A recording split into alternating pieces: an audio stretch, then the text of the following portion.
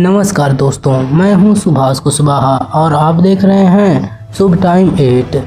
दोस्तों, हम यहां पर बात करते हैं उन खबरों की जो सोशल मीडिया पर वायरल होती हैं, क्योंकि दोस्तों हम उन खबरों का विश्लेषण इसलिए करते हैं क्योंकि बहुत सारी खबरें वायरल होती हैं जो झूठी होती हैं या फिर उनका थंबनेल कुछ और होता है और उनके अंदर की सच्चाई कुछ और होती है, इसलिए उनका विश्लेषण आवश्यक हो जाता है। तो चलिए दोस्तों शुरू करते हैं हम अपना विश्लेषण। दोस्तों, हम खबर भी सीधे सोशल मीडिया से ही ले रहे हैं और हम खबर यूट्यूब से ले रहे हैं। दोस्तों, यहाँ पर कई सारी खबरें हैं, लेकिन हमें एक विशेष खबर दिखाई दे रही है जिसमें बताया गया है ईरान को बचाएंगे भोलेनाथ। इसमें एक मुस्लिम महिला माइक पकड़कर गीत गाती हुई दिख रही है।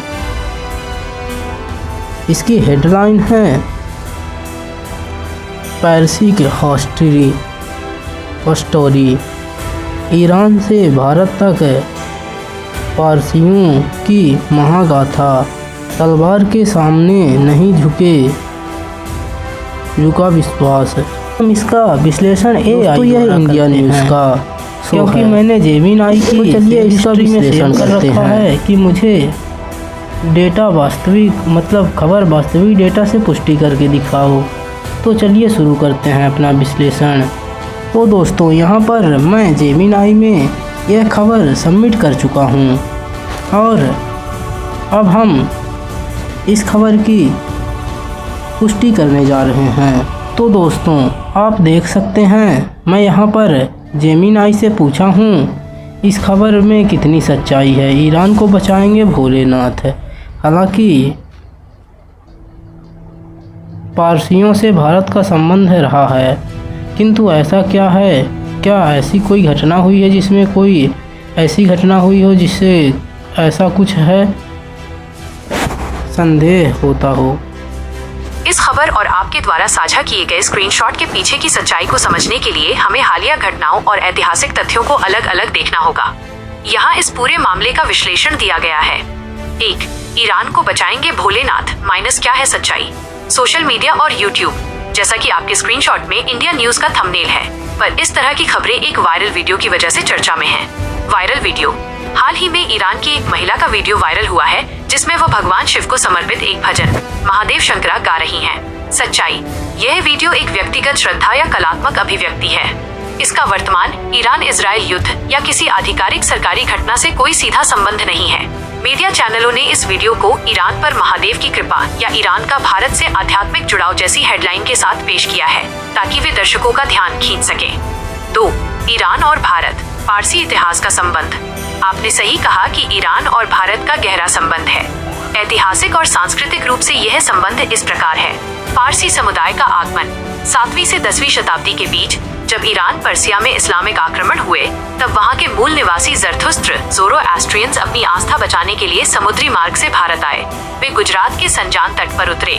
दूध में चीनी की कहानी, प्रसिद्ध कथा के अनुसार वहां के राजा जदीराणा ने उन्हें जगह देने से मना किया था, लेकिन पारसी धर्मगुरुओं ने दूध के प्याले में चीनी मिलाकर दिखाया कि वे भारतीय समाज में उसी तरह घुल मिल जाएंगे। सांस्कृतिक समानताएं, पारसियों की भाषा अवेस्ता और प्राचीन संस्कृत ऋग्वेद की भाषा में बहुत समानताएं हैं। प्राचीन ईरान में भी अग्नि और प्रकृति की पूजा का महत्व था, जो वैदिक परंपराओं से मिलता जुलता है। 3. वर्तमान युद्ध और डेटा, अप्रैल 2026 तक ईरान और इजराइल के बीच चल रहे तनाव के बीच ऐसी कोई अलौकिक या चमत्कारिक घटना आधिकारिक रूप से दर्ज नहीं हुई है। डेटा के अनुसार युद्ध पूरी तरह से राजनीतिक और सैन्य रणनीतियों पर आधारित है। ईरान में कुछ लोग अपनी प्राचीन जड़ों प्री इस्लामिक आइडेंटिटी की ओर आकर्षित हो रहे हैं, जिसके कारण वहां भारतीय संस्कृति या शिव भजनों के प्रति रुचि देखी जा रही है। भारत सरकार का रुख अब तक तटस्थ रहा है, वो शांति और बातचीत की अपील कर रही है। निष्कर्ष, तो दोस्तों देखा है आपने, इसमें ऐसी कोई सच्चाई नहीं है जो यह बताती हो कि ईरान को बचाएंगे भोलेनाथ। यह केवल किसी एक व्यक्ति की श्रद्धा पर आधारित है, जैसा कि आपने सुना ही। हाल ही में एक ईरान की महिला का वीडियो वायरल हुआ है लेकिन मुझे ये समझ में नहीं आता कि उन्हें हिंदी या संस्कृत कैसे आती होगी।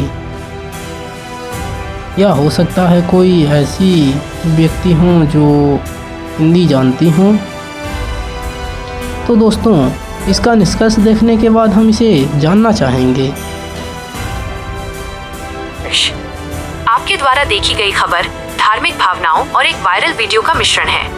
भोलेनाथ ईरान को बचाएंगे जैसी बातें श्रद्धा का विषय हो सकती हैं, लेकिन युद्ध के मैदान में इसका कोई तथ्यात्मक प्रमाण नहीं है। ये वीडियो मुख्य रूप से उस ईरानी महिला के भजन और पारसी इतिहास को वर्तमान युद्ध से जोड़कर एक सनसनीखेज रूप में दिखाया गया है।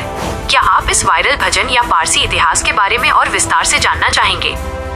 तो दोस्तों, हम यहाँ पर जेमिनाई से पूछे हैं, इस ईरानी महिला, यह तो ईरानी महिला है, फिर इन्हें हिंदी या संस्कृत कहाँ से आई जिस भाषा में इन्होंने भजन गाया है? हो सकता है यह कोई विशेषज्ञ हों जो जिन्हें अतिरिक्त भाषाएं भी आती हों, या फिर भारतीय दूतावास में इन्होंने काम किया हो। ये एक बहुत ही दिलचस्प सवाल है। सोशल मीडिया पर इस तरह के वीडियो अक्सर हमें हैरान कर देते हैं, लेकिन इसके पीछे कुछ बहुत ही व्यावहारिक कारण होते हैं। 1. ये महिला कौन है? वायरल वीडियो में नजर आने वाली महिला का नाम तारा सालेही बताया जाता है। वे कोई दूतावास की अधिकारी या राजनीतिक विशेषज्ञ नहीं है, बल्कि एक ईरानी कलाकार और गायिका हैं। 2. इन्हें हिंदी या संस्कृत कैसे आई? ईरानी कलाकारों द्वारा भारतीय भजन या गाने गाने के पीछे मुख्य रूप से 3 कारण होते हैं। ध्वन्यात्मक प्रशिक्षण, फोनेटिक लर्निंग। संगीतकारों के लिए किसी दूसरी भाषा के शब्दों को उनके उच्चारण के आधार पर सीखना आसान होता है। वे जरूरी नहीं कि पूरी भाषा जानते हों, लेकिन शब्दों को सुनकर उन्हें हूबहू दोहराने का अभ्यास करते हैं। सांस्कृतिक प्रभाव। ईरान में भारतीय बॉलीवुड फिल्में और संगीत काफी लोकप्रिय हैं। कई ईरानी युवा इंटरनेट के माध्यम से भारतीय संस्कृति और मंत्रों के प्रति आकर्षित होते हैं। साझा भाषाई जड़ें। पारसी, पर्शियन और संस्कृत दोनों भारोपीय इंडो यूरोपियन भाषा परिवार का हिस्सा हैं। कई शब्द दोनों भाषाओं में समान हैं, जैसे माता और मादर, भ्राता और बिरादर। इस वजह से एक ईरानी व्यक्ति के लिए संस्कृत के शब्दों का उच्चारण करना अन्य विदेशी लोगों की तुलना में बहुत सहज और स्पष्ट होता है। 3. क्या ये किसी विशेष मिशन का हिस्सा है? नहीं, अब तक की जानकारी के अनुसार ये पूरी तरह से एक सांस्कृतिक और व्यक्तिगत पसंद का मामला है। ईरान के कलाकार अक्सर अपनी कला के माध्यम से शांति और वैश्विक जुड़ाव का संदेश देते हैं। सारांश, ये महिला एक स्वतंत्र कलाकार हैं, जिन्होंने अपनी गायन कला के जरिए महादेव के प्रति श्रद्धा व्यक्त की है। इसे न्यूज चैनलों ने युद्ध के माहौल के साथ जोड़कर एक खास नैरेटिव देने की कोशिश की है, जबकि वास्तव में यह केवल एक सुंदर संगीत प्रस्तुति है। ईरानी कलाकारों में भारतीय संगीत के प्रति ये प्रेम नया नहीं है। वहाँ कई लोग योग और भारतीय दर्शन से प्रभावित होकर ऐसी भाषाओं को सीखने का प्रयास करते हैं।